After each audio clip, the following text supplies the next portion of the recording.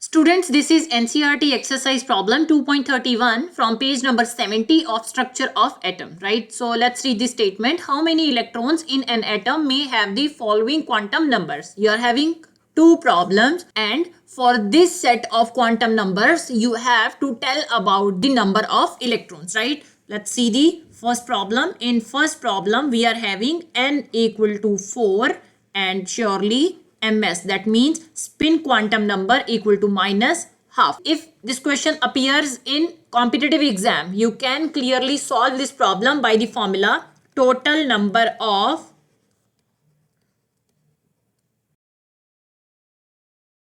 electrons in any orbit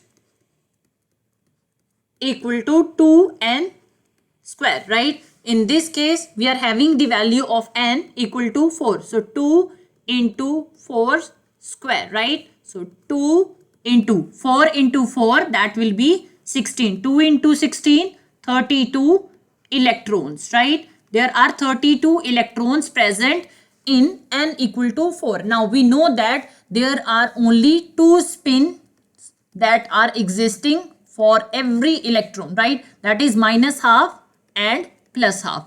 Out of these 32 electrons, half of the electrons will have minus half spin and half of the electrons will have plus half spin. So you can write over here half of 32 electrons, that means 16 electrons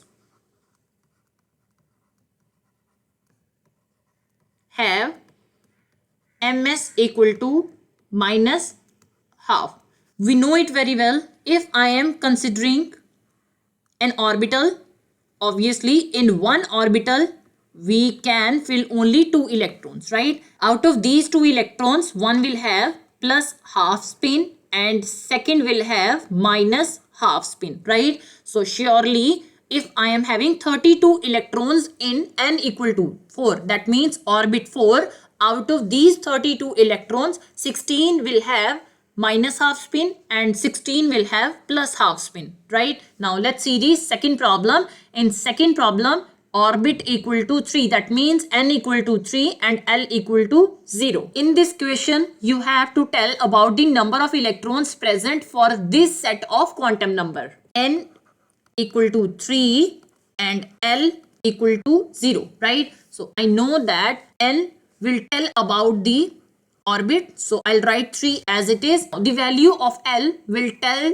about the orbital, right? If the value of l equal to 0, it will be s orbital. If the value of l equal to 1, it will be p orbital. If the value of l equal to 2, it will be d orbital. And if the value of l will be 3, it will be f orbital. Now in this case, we are having l equal to 0. That means this is s orbital. I know that there is only one orbital for s subshell, right? Now if I am having only one orbital, it is clear that in one orbital we can fill maximum 2 electrons, right? And surely in this case 3s will have 2 electrons. So you can write over here 3s will have